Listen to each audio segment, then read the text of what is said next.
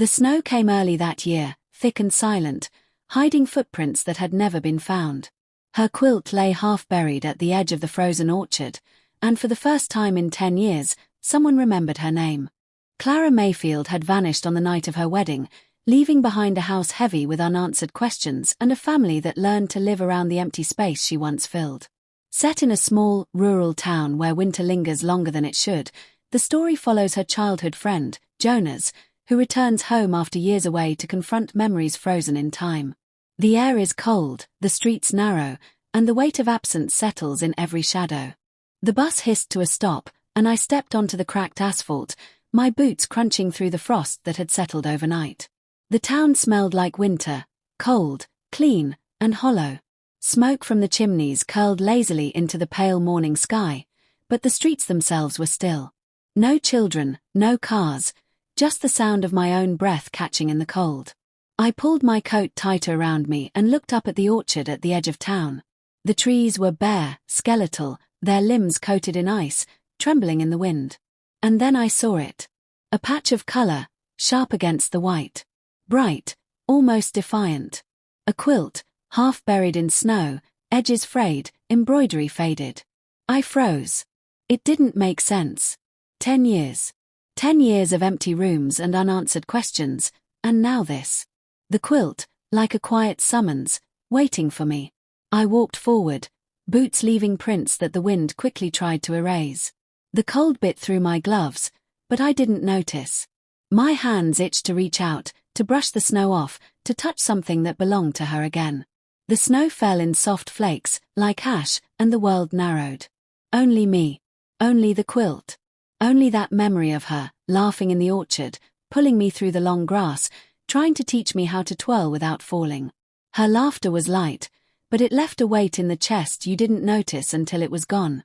I knelt, fingers trembling, brushing snow from the faded fabric. Each stitch was familiar. Each thread a ghost.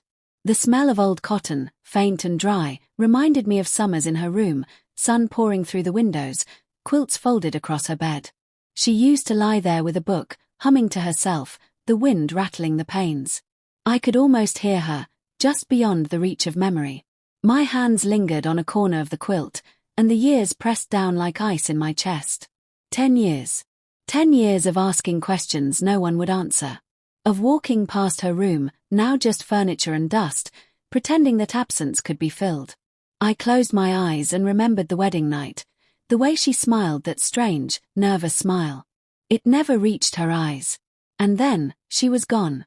The orchard felt larger than it should, stretching into white nothing. Trees leaned into the wind as if whispering secrets to one another. I pressed my palms into the quilt, feeling the cold seeping through the fabric. She had touched this, folded it, maybe even slept under it, and it had waited here, buried, waiting for me to remember. Why now? Why here? I remembered running through this orchard with her when we were children, pretending the snow was magic, that the trees held doors to other worlds. She laughed, breath puffing in tiny clouds, calling my name until it echoed through the branches. That laughter had become a hollow echo over the years, a sound I'd chased in dreams and memory. And now, here it was again, trapped in the quiet whiteness. I pressed my cheek to the quilt, the rough weave scratching my skin. I could feel the cold, but it wasn't just winter, it was time itself pressing down. All those years, every unanswered question, every night wondering if she was alive, if she remembered us, if she remembered me, everything pooled into that small, ragged piece of fabric. The wind picked up, carrying a smell of earth and smoke. It tugged at my coat, at my hair, and for a moment I imagined she was there, hiding behind a tree, smiling at me like nothing had changed. But there was only snow, falling slow and relentless. Only the quilt. Only the orchard, breathing in silence. I lifted the quilt slightly, uncovering more of its pattern. Faded flowers embroidered in pinks and blues, stitched carefully by hands that had loved and worried and waited. My fingers traced the designs, and I felt tears I hadn't known were there pressing behind my eyes. Not loud, not dramatic, just quiet grief. Just the memory of someone I had lost, reaching across years. The orchard seemed to hum with the weight of that absence. Footsteps I could no longer remember, shadows that had stretched across the grass, secrets that had been kept too long. I stayed there, kneeling in the snow, feeling the cold seep deeper than my gloves, deeper than my coat.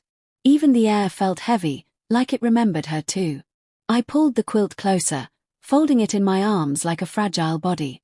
The snow continued to fall, soft and unrelenting, covering footprints, covering time, covering the town in a quiet I hadn't known it could hold. I breathed in the smell of winter and fabric and memory, and I realized I had been waiting for this. Waiting for something to connect me back to her. Something to prove she had been real, and here, and still mattered. And yet, the question remained, quiet and insistent. Why now? Why here? 10 years of absence, and suddenly, this quilt. Suddenly, the orchard was alive again, whispering stories I hadn't heard. The world was frozen, but something inside me wasn't. I stayed kneeling, letting the cold sink in, letting the snow fall on my shoulders. The orchard was still, but I knew it wouldn't stay silent forever. And for the first time in a decade, I felt a fragile thread of hope. I looked up at the trees, their branches etched black against a grey sky. And I whispered her name. Clara. The wind carried it, soft and lost, and I thought maybe, just maybe, she was listening. The front gate groaned when I pushed it open. Snow clung to the hinges, and the wind tugged at my coat like it knew I didn't belong here anymore. The house waited, silent but not empty. Its windows, dust-blurred, caught the pale winter light and threw it in quiet slants across the lawn. I hesitated at the doorstep. It smelled like old wood and smoke and something else I couldn't name, something I had buried along with her. I stepped inside. The floor creaked like it remembered. The air was still, the kind of still that presses against your ears and makes small sounds sharp. Plates stacked in the kitchen, untouched for years. A teacup chipped along the rim. The piano lid was closed. Shoes lined the entryway, dust gathering like a soft blanket over time itself. Each object was a frozen gesture, a quiet refusal to move forward. I found my mother in the living room, sitting in her usual chair, a shawl around her shoulders. Her hands were folded, but I could see the faint tremble in her fingers. She looked up, eyes red, just enough for me to know she had been crying before I arrived. My father stood by the window, arms crossed, shoulders rigid. He didn't turn. He didn't speak. His silence felt deliberate, like it was holding the walls together, or maybe keeping something inside. I walked slowly through the house. The wallpaper, faded and curling at the edges, told me stories I had almost forgotten. The smell of varnish and dust. The corners heavy with shadows. I ran my fingers along the banister, smooth but cold, and for a moment I expected her hand to brush mine. Expected to hear her voice humming in the hallway. But there was only the quiet. Only the space she left behind. In the kitchen, I paused at the table. The teacup she used for her tea still sat near the edge. I remembered sitting here with her, sun streaming through the window, her legs tucked under the chair, reading aloud from a book she loved. I could almost hear her voice, soft and precise, filling the air like it had never left. But now the house swallowed sound. Even my own breathing felt intrusive. I glanced at my mother again. She didn't look at me, just kept her eyes fixed on the floor. I wanted to speak, to fill the silence with words that might matter, but nothing came. Instead, I sat across from her, hands folded like hers, and waited. We shared the room without speaking, the same grief bending around us in different ways. Upstairs, the bedrooms were heavier. The sunlight falling through the blinds made stripes across the floor, cutting through dust motes that danced lazily in the air. Her room was almost exactly as she left it. The bedspread untouched. Books on the shelf, some leaning, some stacked, like soldiers frozen mid-march. I ran my hand over the quilt she had always loved. It was stiff now, the fabric brittle with age. I held it for a moment, breathing in the faint scent of something old, something like her. I tried to understand what it meant to be here. The house seemed alive with absence. Every corner whispered questions I couldn't answer. Why did she leave? Did she think of us? Did she want to be found? Did we fail her? Each question pressed against the walls, and I felt myself folding into them, small and hollow. I found my father standing by the window again. The garden outside, white and silent, stretched into nothing. He didn't look at me. He didn't need to. I understood that some things, some griefs, couldn't be spoken. I stood there quietly, feeling years of tension settle into my shoulders, feeling the weight of waiting for words that might never come. Downstairs, the kitchen smelled faintly of wood and tea, and I could hear the snow against the windows. A clock ticked somewhere, slow and deliberate, each second marking a life we had lived apart. I poured a cup of tea, though it had gone cold in the pot. I wrapped my hands around it, feeling warmth seep through my fingers. My mother's eyes followed me for a moment, and I thought I saw recognition, or maybe it was just the light catching her tears again. I walked slowly to the front door, pausing at the threshold. Outside, the wind carried the sound of the orchard, empty but waiting. The snow had begun to fall heavier, covering footprints, erasing paths, softening edges. I wondered if coming back here was a step toward closure, or if it would only dig the absence deeper. I turned back once, glancing at the house, at the rooms frozen in their own versions of grief. The piano, the teacup, the quilt on her bed, all of it held the weight of 10 years. I swallowed hard and let the quiet fill me, letting the silence speak louder than words ever could. And then I stepped outside. The wind bit at my face. The snow swallowed my boots, leaving temporary tracks. The house receded behind me, waiting. I didn't look back, but I could feel it watching. Watching me remember.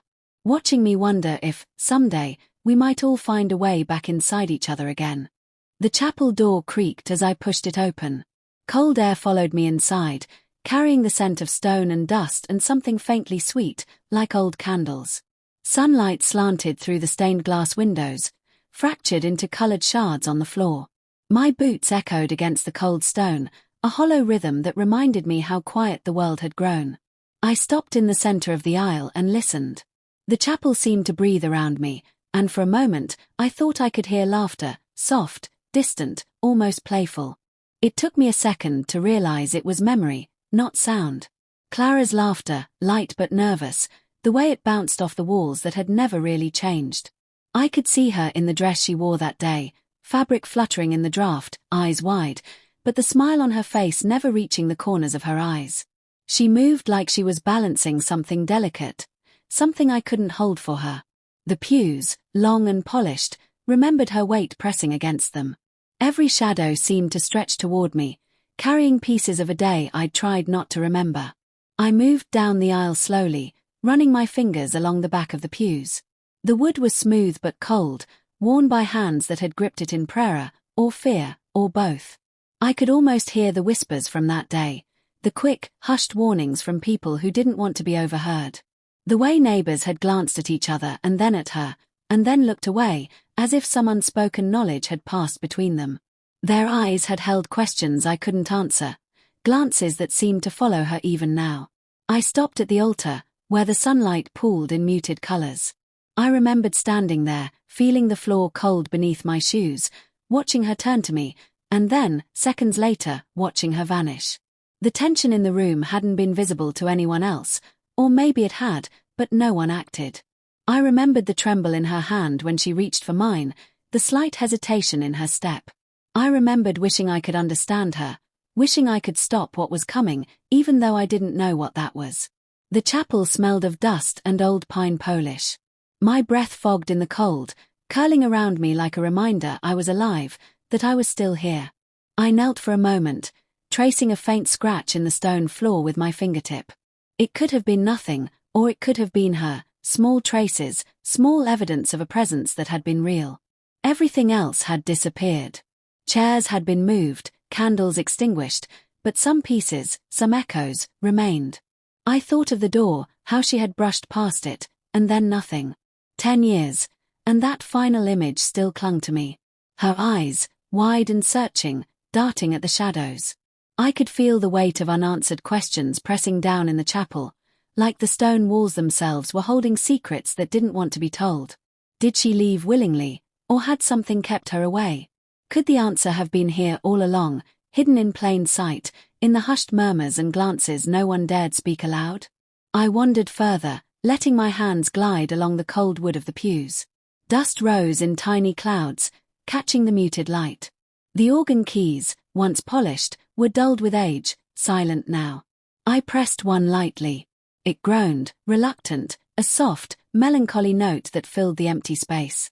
It sounded like memory itself, stretching across time.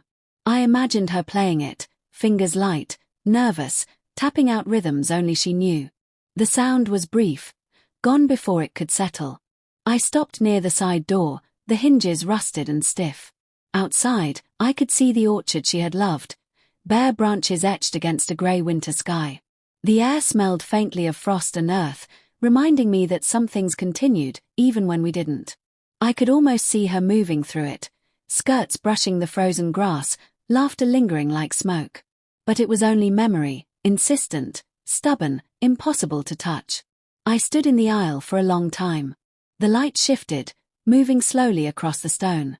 I thought of the day she disappeared, the faces that had watched and said nothing, the tension that had been there but invisible to me. And I realized the chapel held its own kind of silence, watching, waiting, keeping secrets that no one would ever speak aloud. I could almost feel her there, somewhere between the echoes of stone and memory. I traced my hand along the edge of a pew, feeling the cold, the grooves worn smooth by generations of hands. I breathed in slowly, the air heavy, almost sacred. The laughter in my mind faded, leaving only the quiet. I stepped toward the door, hesitated, and looked back once. The sun painted long shadows across the aisle, and for the first time, I wondered if the answers I had been seeking weren't outside me, or outside her, but inside this place all along. I opened the door slowly. The winter air hit my face, sharp and clean, carrying the scent of snow and dead leaves. The chapel receded behind me, silent but present, holding on to its secrets. I didn't turn back again. I walked toward the orchard, my boots sinking slightly in frost, carrying the weight of memory and questions, feeling the cold press into me like it always had. And somewhere deep down, I knew I would return. The snow was heavy under my boots, soft at first, then packing down into a crisp, brittle crunch as I walked. The orchard stretched out in every direction, grey and silent except for the occasional creak of a branch swaying against the wind. Frost coated the trunks, glinting in the pale morning light. I stopped for a moment and just listened. The wind carried fragments of memory, faint and persistent, like echoes of a song half remembered. I could hear her voice. Not clearly, not really, but enough to twist my stomach into knots. A hum. A laugh. The soft rustle of leaves she loved, brushing against the trees like fingers over piano keys. It was impossible, and yet there it was. I felt her presence in every branch, every shadow. The orchard didn't just hold memory, it seemed alive with it, deliberate, as if it were trying to tell me something I couldn't quite grasp. I followed the narrow paths we had once traced together, long before winter had claimed the earth. They wound between gnarled apple trees, their bark rough under my fingertips. Snow drifted in uneven piles, covering the grass and swallowing footprints. Every step I took felt heavier, as if the past were pressing down with me, imprinting itself in every shift of light and shadow. I stopped and knelt to brush the snow from the ground, half expecting to see her name written there, half hoping for proof she had been here recently. And then I saw them. Footprints, faint and almost erased by the wind. They led nowhere. They began in the middle of a row and simply disappeared, swallowed by snow as though someone had stepped into another world. My heart thumped. Was she here? Or had memory played a trick, overlaying the orchard with ghosts from 10 years ago? I stood up slowly, trying to shake the sensation that the trees were watching, waiting, whispering secrets I wasn't ready to hear.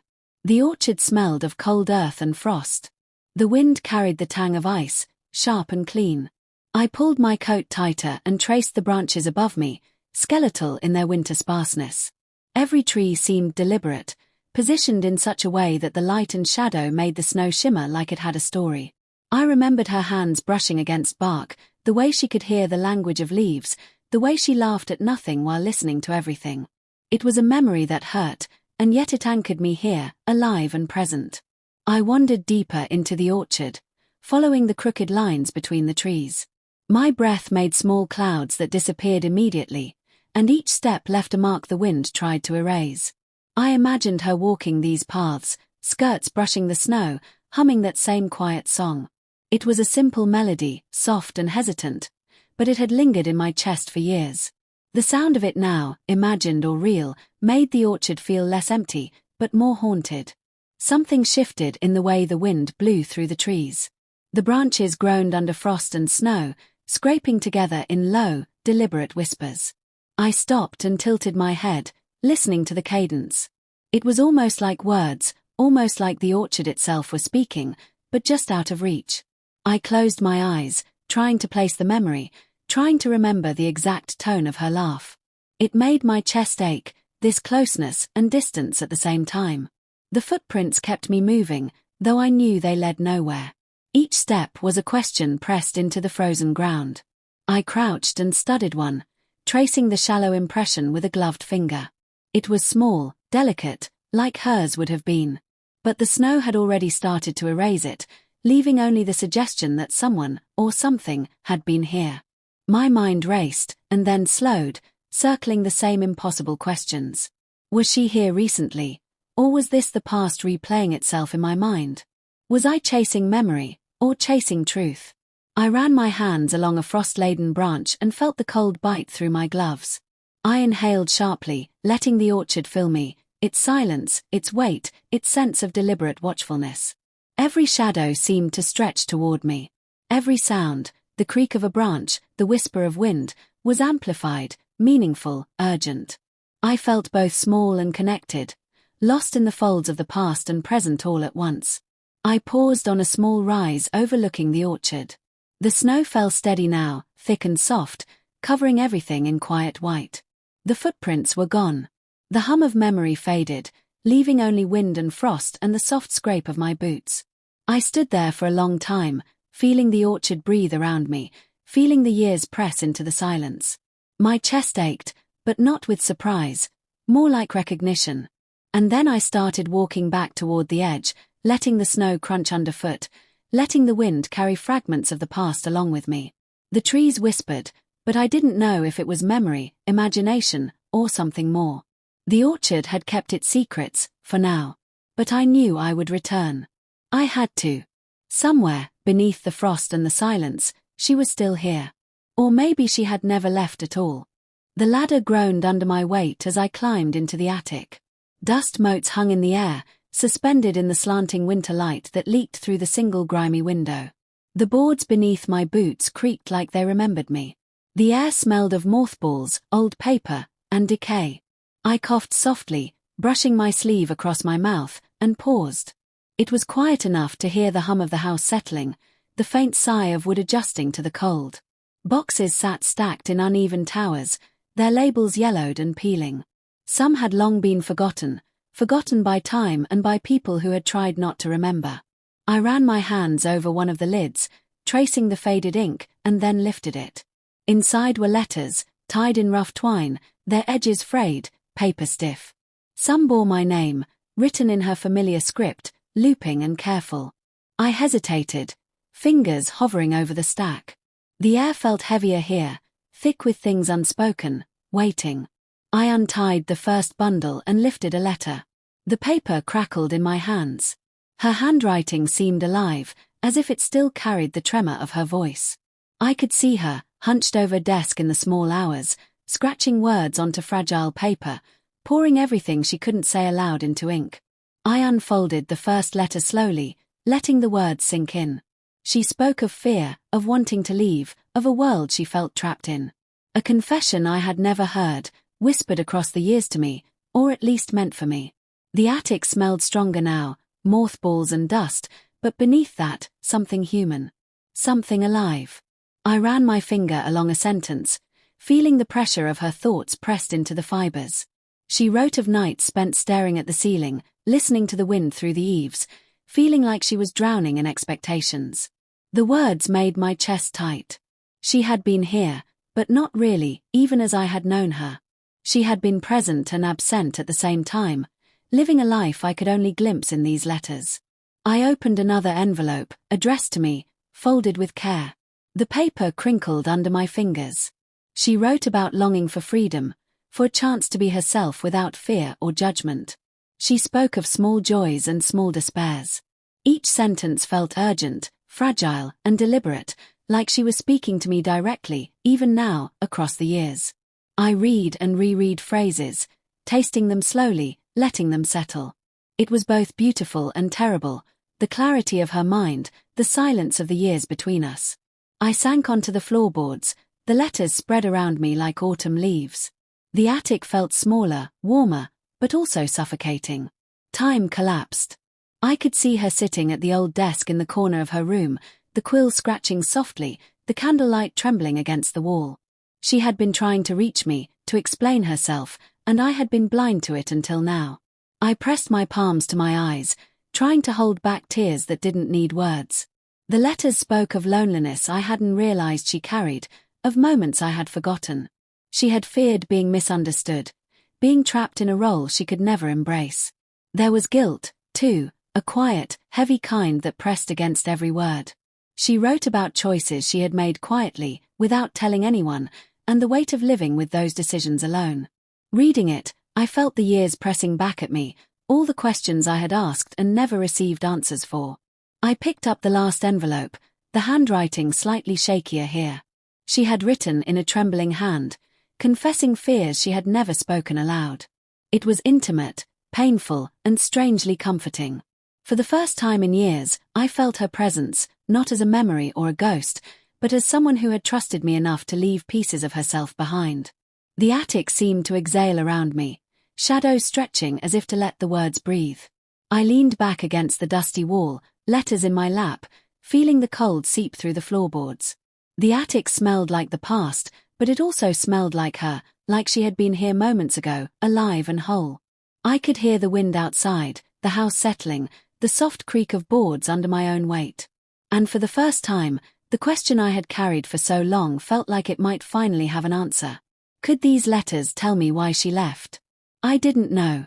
But I held them to my chest, feeling the fragile paper against my coat, and I realized it didn't matter if the answer was complete.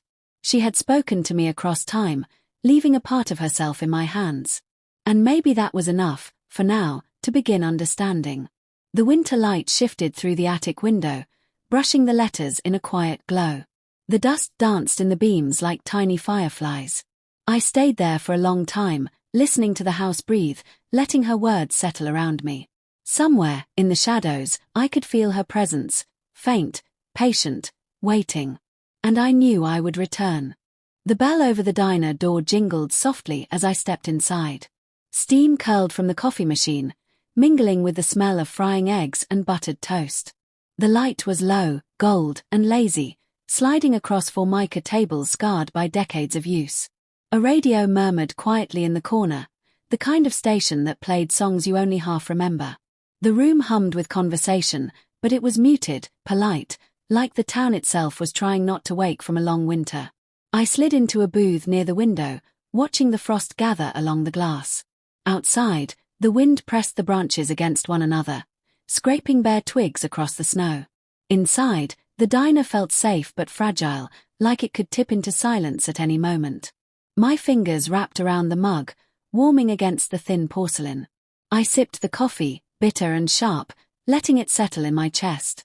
My mind wandered, as it always did these days, circling Clara.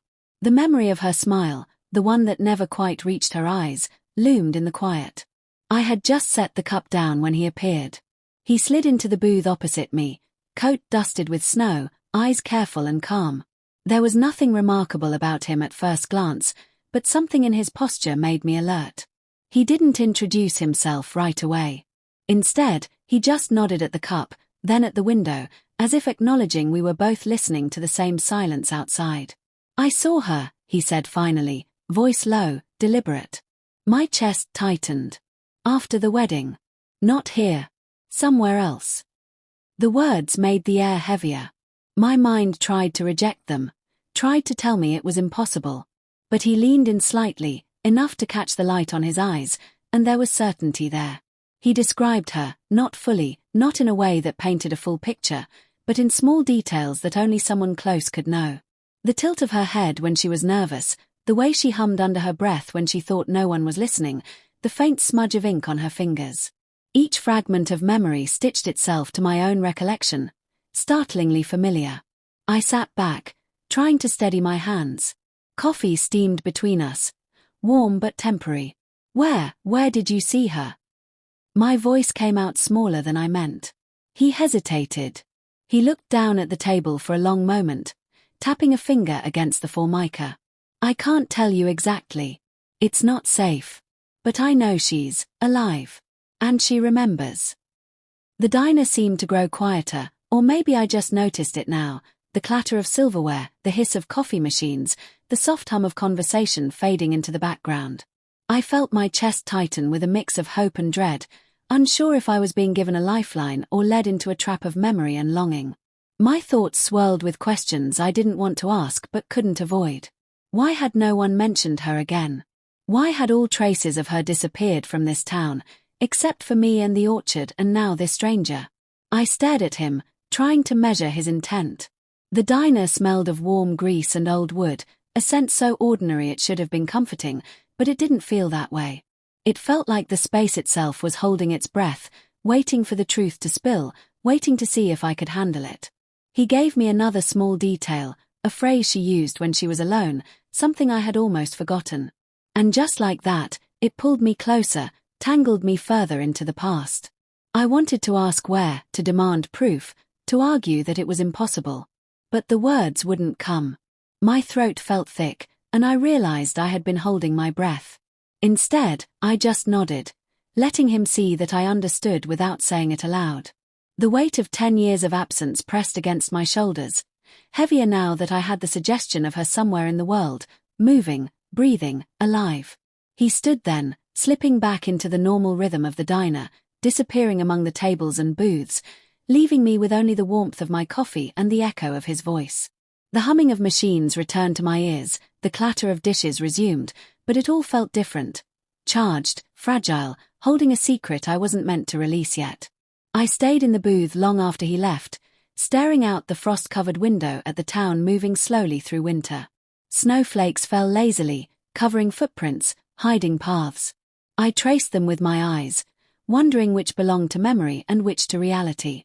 My hand rested on the cup, the warmth seeping into my skin, grounding me in the present even as my mind chased fragments of the past.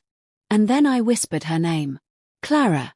The word felt small, fragile, and somehow enormous all at once. The diner hummed around me, indifferent to my longing, but somewhere, deep inside, I felt it. She was still out there. Watching. Waiting. Remembering. The snow pressed against the window pane. The light fell in lazy, grey patterns across the booth. And for the first time in years, the question I had carried for so long, the question I had almost stopped asking, felt like it might finally have an answer. The road out of town was empty, slick with ice and grey with winter light. My boots crunched faintly on the frozen gravel as I walked past fences bent and splintered, past fields dusted with snow.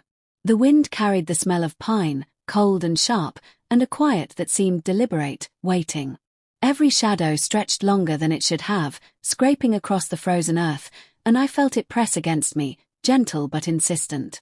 I reached the outskirts, where abandoned homes leaned like tired old people against brittle trees.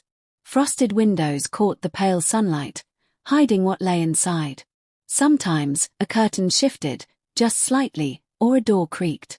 I imagined faces pressed to glass, watching, wondering, warning. The houses felt alive in their absence, each one holding secrets as carefully as a hand folded over heartbeat. I walked past them slowly, boots sinking into snow, feeling the weight of everything that wasn't said, everything that had been erased or ignored. The first house I approached had shutters crooked, barely hanging. The front porch sagged under the snow, and the steps were icy. I ran my gloved fingers along the railing. Cold. Solid. Empty. Inside, shadows moved just beyond clarity, hints of furniture, a tangle of what had once been life. I wanted to knock, to ask, to force answers, but I didn't. I only lingered, listening to the wind scraping branches against walls, listening to the silence the house kept like a secret. I moved to the next property, windows opaque with frost. Behind one, I thought I saw a shadow move. Or maybe it was the memory of her, of Clara, behind every pane of glass I passed. The town had always felt small, but here it was compressed. 10 years of whispers, glances, and unspoken things folded into rows of abandoned homes. I traced the path between them, letting snow swirl around my boots, and tried to make sense of what I was seeing. Every visit deepened the unease in my chest. Some houses still had signs of life, mail stacked by doors, curtains recently adjusted, but no one emerged. No explanations. Only hints, footprints half buried in snow, smoke curling faintly from chimneys that may or may not be used. The town, I realized, had its own language of silence, of half-told truths. And for the first time, I felt the weight of it pressing down on me, heavy and inescapable, a communal heartbeat hiding under frost and wood. I stopped by a cluster of smaller cottages, the roofs bowed under snow. A wind gust rattled the panes, and I imagined all the conversations I hadn't heard, all the warnings I hadn't known to heed. People looked at each other differently here. I realized, eyes always shifting, holding back. I felt like a trespasser, moving through secrets that weren't mine but that demanded to be seen. Each house whispered a fragment, a glance, a life folded into winter, but never a complete story. The farther I went, the more the past felt present. I remembered Clara's laughter in places like this, streets where we had walked as children, alleys where the sun hit the brick just right. And now those echoes were hollow, replaced by frost and absence. Every creak of a roof, every broken fence, every shuttered window felt like a message I couldn't decode. What had they seen? What had they chosen to hide? Why had silence endured for so long? I paused at the edge of the last cluster, the largest house looming in the grey light. Windows frosted thick, inside indistinct. I could imagine someone sitting there, watching the snow fall, knowing more than they would ever tell. I felt the weight of their eyes, or perhaps it was my own memory pressing outward. The houses were like books closed too tightly, stories written in shadows and half-light. And I realized the truth wasn't just in Clara's disappearance, it was in how the town had learned to breathe without her. I ran my hand along a frozen railing and exhaled slowly, letting my breath fog the air in front of me. The wind carried something, faint, almost imperceptible, a whisper of the orchard, a trace of the laughter I had chased across years. I wanted to ask the town directly, demand the truths buried in the cold. But I knew the answers wouldn't come like that. They would arrive slowly, in fragments, as all difficult truths do. I took one last look at the frost-covered windows, each one a silent witness. My boots sank into the snow as I began the walk back toward town. The air felt heavier now, layered with questions I couldn't shake. The houses receded behind me, stoic and secretive. The grey light stretched long across the roads. Somewhere beneath all the snow and shadow, the answers waited, patient. And I knew I had only begun to uncover them. The house smelled faintly of old wood and lemon polish. I had come here 100 times in memory, but this was the first time I came to sit in it alone with him. He didn't rise from the chair by the window. The curtains hung low, shading his face. The air was still, thick with the kind of silence that waits for something it knows is coming. I could hear the clock ticking somewhere behind the walls, each second pressing against the unspoken. I sat across from him, letting my coat settle around my shoulders. Outside, snow slid lazily down the eaves, but it didn't touch the floor of the room. The light fell in muted stripes across the rug, dust motes drifting lazily in the beams. I felt the years pressing between us, the decades of words never said, glances never given, truths never spoken. My hands rested on my knees. I didn't know if I wanted the story or if I wanted to remain suspended in the quiet. Finally, he spoke. His voice was low, rough, breaking easily. "I never meant for it to happen," he said. I felt the room shrink with the weight of that single sentence. The story spilled out in fragments, jagged and incomplete. Jealousy, fear, a love that should have stayed secret, a night that went wrong. Each piece hit me softly at first, then all at once, like water filling a cup too slowly and then overflowing. I listened, imagining her, Clara, on that night, the way her laughter might have carried through the trees, how she might have turned toward the sound and found only darkness. He told of mistakes disguised as caution, of choices made in fear, of an accident never meant to be an accident. His hands trembled as he spoke, and I could see the guilt etched into every line of his face. I traced the outline of the chair in my mind, tracing the space where she might have been, where everything had changed. His words brought clarity, but not relief. They painted her disappearance in shades of sorrow and human frailty, not mystery. The truth was simpler, and yet more painful, than anything I had imagined. The fragments connected in my mind: the orchard, the quilt, the whispers of the town. The picture formed slowly, jagged, incomplete, but unmistakable. I saw her the way he described her that night: afraid, hesitant, caught between love and fear. I imagined the accident, small, immediate, and yet devastating in its consequences. I felt the years fall back into place, every unanswered question finding a partial home. But the relief I thought I might feel didn't arrive. Only understanding, complicated and heavy, settled in my chest. I wanted to speak, to say something, anything, but my voice felt lodged somewhere between memory and grief. I watched him shift in his chair, seeing the burden he carried, the way guilt can bend a person until they are almost unrecognizable. He didn't look at me directly. His eyes traced some point in the room, perhaps a memory, perhaps a truth he couldn't face. "I should have told you," he whispered. "I should have told everyone. But we were afraid. Afraid of what would happen if the truth came out."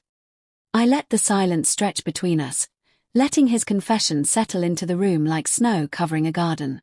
The clock ticked, the dust danced in the muted sunlight, and I realized forgiveness wouldn't come immediately. Not today. Not tomorrow. Perhaps not ever. But I could feel it starting somewhere deep, small and fragile, like the first thaw in spring. Understanding and sorrow intertwined, forming a strange, tender clarity. I thought of Clara, of the laughter and fear and choices that night, and I felt her presence in the room, in the space he hadn't been able to fill with words. The quilt, the orchard, the whispers of the town, they were pieces of her story, yes, but also pieces of ours, and his, tangled together in ways we had avoided for far too long. I realized the weight of communal silence, the cost of secrets, and the small, imperfect steps toward reckoning. He stayed quiet then, letting the confession drift like smoke, and I let my breath settle into my chest. The winter light softened across the rug, touching the edges of the room, revealing the age in the walls, the memory in the floorboards. Outside, the snow shifted against the windows, a sound both alive and distant. I could hear it, feel it, and for the first time, I imagined the possibility of moving forward without the burden of complete uncertainty. I rose from the chair finally, my legs stiff from sitting, and felt the cool air brush my face. He nodded faintly, a gesture more of relief than of absolution. I didn't know if I could forgive him yet. Maybe I never would entirely. But I knew the story, the truth that had been hidden in fragments and shadows, and in that knowing, there was space for something resembling peace. The door closed behind me with a soft click. The street outside was grey and silent, footprints swallowed by fresh snow. I walked slowly back toward the town, the weight of the revelation pressing lightly, not unbearably, against my shoulders. Somewhere beyond the orchard, beyond the quilt, beyond the fragile outlines of memory and time, Clara's presence lingered. And I knew, finally, that the path forward would be slow, careful, and measured, but no longer blind. The first dream came on a night when the wind rattled my windows and the snow lay thick outside. I found myself standing in a white landscape, the horizon blurred, edges fading into nothing. The ground was soft under my feet, powdery, yet familiar, like a memory I had forgotten until now. Shapes drifted in the distance, but they were indistinct, moving just beyond clarity. And then I saw her, Clara. She floated there, just out of reach, pale against the whiteness, her hair loose and moving as if underwater. She reached for me, fingers trembling, and I wanted to speak, to call her name, to tell her I was here. But when I opened my mouth, no sound came. She wavered, her image flickering, disappearing like smoke caught in a draft. I reached again, and again, but each time she receded, leaving only the whiteness and the echo of a presence that felt real, impossibly real. I woke with the taste of frost on my lips, heart thrumming in the quiet room. Morning light seeped through my blinds, pale and cold, but the memory of the dream clung to me. The orchard came back in fragments, the quilt half buried in snow, the traces of her laughter in the wind. It felt as though the dream and the waking world were stitched together, overlapping at the edges. I couldn't tell where memory ended and reality began.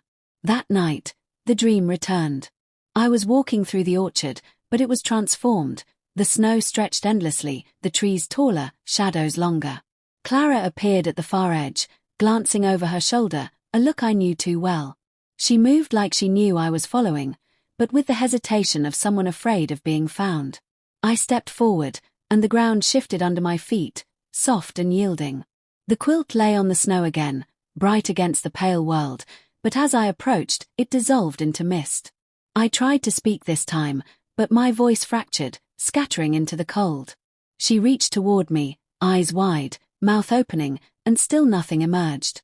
Each gesture she made felt urgent, meaningful, but without explanation. I realized the dreams were guiding me, pointing to the orchard, to the quilt, to details I had seen but never understood. Or maybe they were warnings. I could feel the tension building, subtle and heavy, pressing against my chest even in sleep. The whiteness pressed in closer. Snow and fog merged with memories of her touch, the scent of her hair, the weight of her absence. Time bent, hours and days and years collided. I could see the orchard from my waking hours and the dreamscape at once, both landscapes overlaid like double exposure in a photograph. I stumbled through them, feeling the familiar ache of loss, the sharp pull of hope. Each time I thought I might reach her, she slipped away, leaving only hints, the sway of a tree branch, the fold of a quilt, the echo of a laugh I almost remembered. I woke again, sweating, hands pressed to my face, heart loud in the empty room. The dreams lingered in the corners of my mind, persistent, like a voice half-remembered. During the day, I traced the quilt in my memory, walked the orchard paths, feeling them bend under snow and time. Every shadow in the trees seemed to imitate her gestures. Every step through the orchard felt like one I had taken in the dream. The line between sleep and waking had thinned, fragile as frost on the windowpane. One night, I found her closer than before.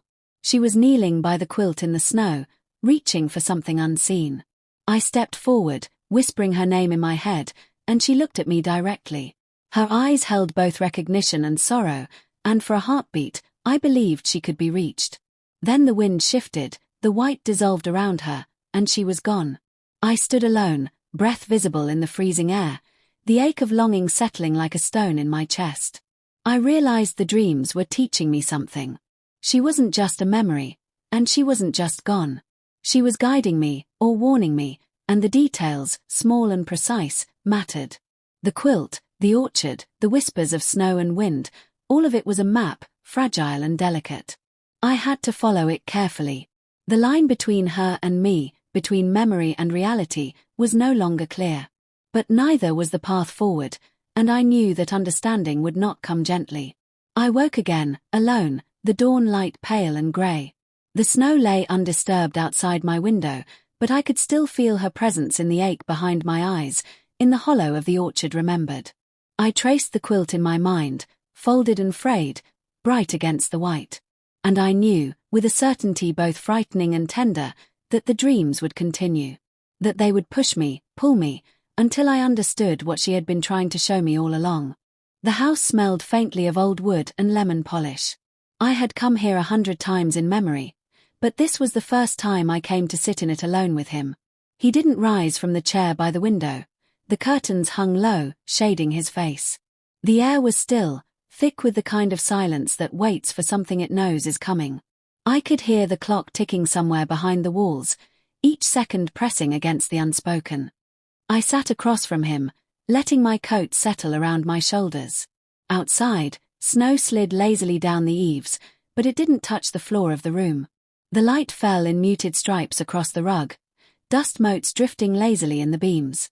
I felt the years pressing between us, the decades of words never said, glances never given, truths never spoken.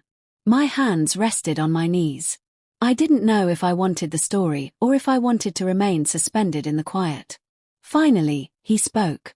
His voice was low, rough, breaking easily. "I never meant for it to happen," he said. I felt the room shrink with the weight of that single sentence. The story spilled out in fragments, jagged and incomplete. Jealousy, fear, a love that should have stayed secret, a night that went wrong. Each piece hit me softly at first, then all at once, like water filling a cup too slowly and then overflowing. I listened, imagining her, Clara, on that night, the way her laughter might have carried through the trees, how she might have turned toward the sound and found only darkness. He told of mistakes disguised as caution, of choices made in fear, of an accident never meant to be an accident. His hands trembled as he spoke, and I could see the guilt etched into every line of his face. I traced the outline of the chair in my mind, tracing the space where she might have been, where everything had changed. His words brought clarity, but not relief. They painted her disappearance in shades of sorrow and human frailty, not mystery. The truth was simpler, and yet more painful than anything I had imagined. The fragments connected in my mind: the orchard, the quilt, the whispers of the town.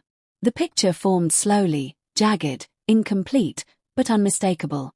I saw her the way he described her that night: afraid, hesitant, caught between love and fear. I imagined the accident, small, immediate, and yet devastating in its consequences. I felt the years fall back into place, every unanswered question finding a partial home. But the relief I thought I might feel didn't arrive. Only understanding, complicated and heavy, settled in my chest. I wanted to speak, to say something, anything, but my voice felt lodged somewhere between memory and grief. I watched him shift in his chair, seeing the burden he carried, the way guilt can bend a person until they are almost unrecognizable. He didn't look at me directly. His eyes traced some point in the room, perhaps a memory, perhaps a truth he couldn't face. "I should have told you," he whispered. "I should have told everyone. But we were afraid. Afraid of what would happen if the truth came out." I let the silence stretch between us, letting his confession settle into the room like snow covering a garden. The clock ticked, the dust danced in the muted sunlight, and I realized forgiveness wouldn't come immediately. Not today. Not tomorrow. Perhaps not ever. But I could feel it starting somewhere deep, small and fragile, like the first thaw in spring. Understanding and sorrow intertwined, forming a strange, tender clarity. I thought of Clara, of the laughter and fear and choices that night, and I felt her presence in the room, in the space he hadn't been able to fill with words. The quilt, the orchard, the whispers of the town, they were pieces of her story, yes, but also pieces of ours, and his, tangled together in ways we had avoided for far too long. I realized the weight of communal silence, the cost of secrets, and the small, imperfect steps toward reckoning. He stayed quiet then, letting the confession drift like smoke, and I let my breath settle into my chest. The winter light softened across the rug, touching the edges of the room, revealing the age in the walls, the memory in the floorboards. Outside, the snow shifted against the windows, a sound both alive and distant. I could hear it, feel it, and for the first time, I imagined the possibility of moving forward without the burden of complete uncertainty. I rose from the chair finally, my legs stiff from sitting, and felt the cool air brush my face. He nodded faintly, a gesture more of relief than of absolution. I didn't know if I could forgive him yet. Maybe I never would entirely. But I knew the story, the truth that had been hidden in fragments and shadows, and in that knowing, there was space for something resembling peace. The door closed behind me with a soft click. The street outside was grey and silent, footprints swallowed by fresh snow. I walked slowly back toward the town, the weight of the revelation pressing lightly, not unbearably, against my shoulders. Somewhere beyond the orchard, beyond the quilt, beyond the fragile outlines of memory and time, Clara's presence lingered. And I knew, finally, that the path forward would be slow, careful, and measured, but no longer blind. The orchard was quiet when I returned. Snow lay thick between the rows of bare trees, softening their shadows, muting the sound of my boots against the frozen earth. Frost clung to the branches, delicate and brittle, catching the pale sunlight and scattering it like tiny shards across the ground. I carried the quilt with me, folded carefully, its frayed edges brushing against my coat. The air was sharp, almost painful, and every inhale carried the scent of snow and pine and the faint trace of something older, something I had lost. I walked slowly, tracing the paths Clara and I had known. Each step sank lightly, then hardened under the cold. The orchard felt different in winter, stiller, more patient, as if it had been waiting all these years for me to return. My fingers brushed the quilt's fabric again. Bright against the white, familiar in a way that made my chest ache. The memories it carried pressed in on me. Her laughter, her quiet warnings, the way she had vanished without explanation. I felt a trembling anticipation, a sense that this day, the last piece, had been waiting for me too. Near the center of the orchard, I saw it, a subtle rise beneath the snow, a pattern too deliberate to be natural. Kneeling, I brushed the snow aside, letting it fall in soft clouds over my gloves. Beneath it, the ice had formed a thin shell, and beneath that, wrapped with care, was a small bundle. My breath caught.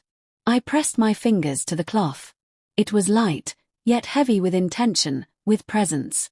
I traced the folds, feeling the quiet weight of her hand in the way it had been folded, the way it had been left.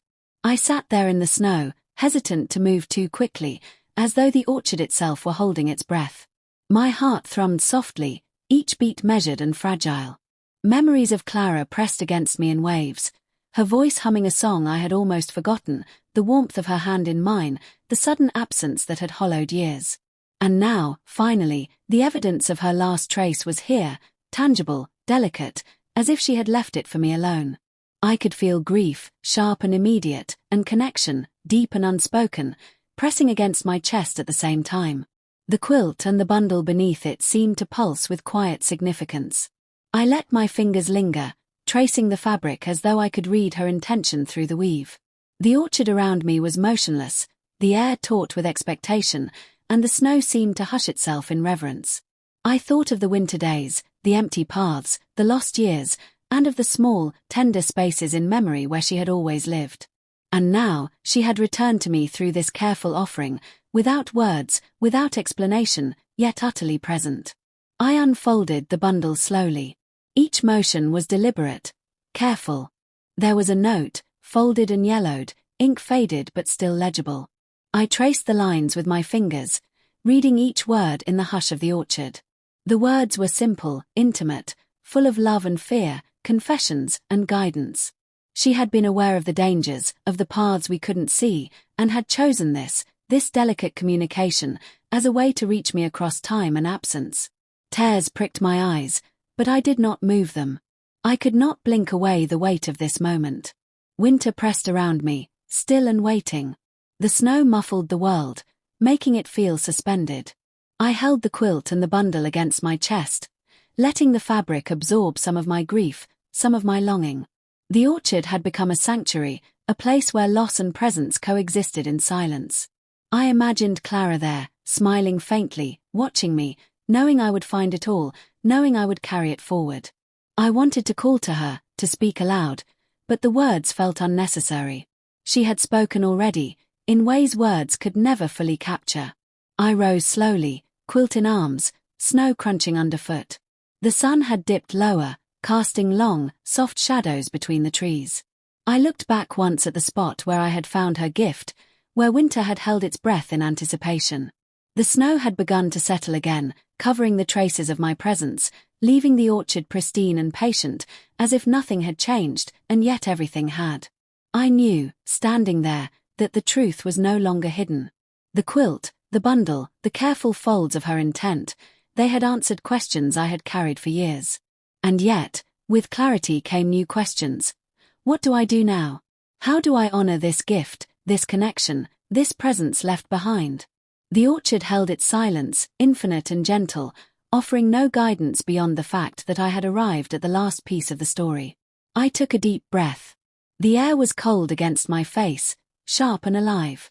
My hands clutched the quilt, and I felt her presence in its weight, in its fabric, in the careful, deliberate offering she had left for me. Snow fell quietly around me, each flake a witness, each gust a reminder that time had moved, but some things, love, memory, connection, remained frozen and unbroken. And as I began the slow walk back through the orchard, carrying the quilt and her final trace, I realized that the winter was not just a season. It was a threshold. And beyond it, perhaps, was the first step toward something I had never dared to hope for. Closure, understanding, and the fragile, luminous presence of her memory finally in my hands. The front door creaked softly as I closed it behind me, boots leaving shallow prints in the thin layer of snow tracked inside.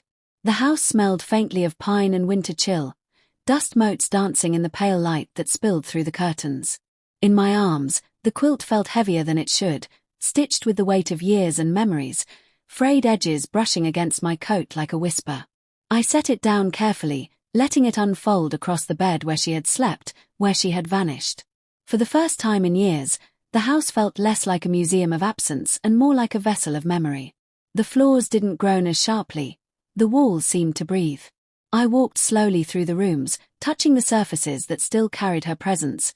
The piano lid closed, the stack of plates untouched, the faint imprint of her hand in the dust on the windowsill. Snow pressed against the glass outside, soft and forgiving, and for a moment, the world seemed paused, holding its breath alongside me. I paused in the doorway to the kitchen, remembering her here, pouring coffee, humming a song, the way sunlight had caught her hair in the morning. I traced the edge of the counter, fingertips light. It was strange, how absence could feel like a presence, how silence could speak louder than words. I realized the weight I'd carried for so long, the questions, the what-if-s, was easing, softened by the simple act of acknowledgement. She had been here. She had mattered. And now, even in absence, she still mattered. I moved toward the living room, letting the quilt trail behind me, its fabric brushing the rug. I set it down on the couch for a moment, sitting beside it, tracing the folds with fingers that remembered warmth. Each fold seemed deliberate, each stitch a memory I had nearly forgotten. Snow continued to fall outside, layering the world in quiet white, and I felt the first fragile sense of release. The past had been a trap, yes, but now it was a story I could hold. I could carry it, not be crushed by it. The quiet of the house settled around me, but it was not oppressive. It was patient, like the orchard waiting beneath its winter blanket, like the quilt beneath my hands. I thought of Clara, of the laughter, of the whispered warnings I had missed, and I allowed myself to imagine her there, smiling faintly, approvingly. She had left pieces behind, soft, deliberate, luminous pieces, and I had finally found them. Finally held them. The house seemed alive with that recognition, its corners humming with memory, its shadows softened by understanding. I rose and walked slowly from room to room, letting my hands brush along the banister, along the doors, along the edges of furniture. Each touch was a reconciliation, a quiet acknowledgement of love that had never faded. The snow continued outside, layering the world in light and quiet, erasing the sharp edges of grief, replacing them with something fragile and forgiving. The quilt waited on the bed, bright against the dim light, a symbol of connection I could finally bear. I lingered in the bedroom, folding the quilt gently, the fabric warm beneath my hands, carrying the weight of her absence and presence at once. I thought of the orchard, of footprints lost in snow, of letters never sent, of a life interrupted. And yet, here it was all gathered, condensed, waiting for me to make sense of it. I felt grief and love mingling, a strange, soft clarity pressing against my chest. The past was no longer a chain, it was a story I could hold, fragile, luminous, enduring. I opened a window slightly, letting in the hush of falling snow. The world outside was muted, white, forgiving, and for a moment, I felt that perhaps she had intended this layering of memory and presence, this quiet chance for me to step forward.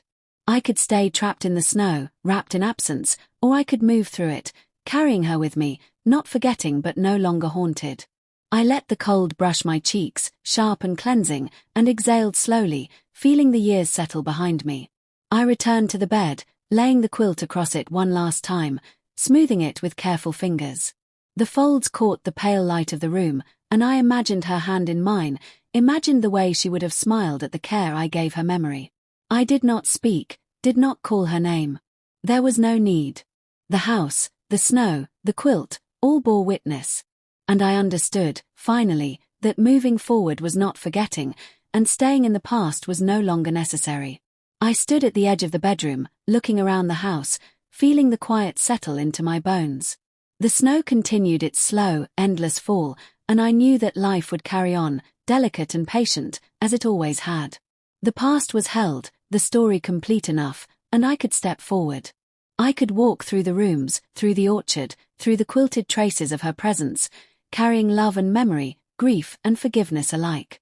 And in the hush, in the gentle layering of winter and memory, I wondered softly, would she want me to move forward, or to stay wrapped in the snow? The answer hovered in the pale light, quiet, patient, waiting for me to decide.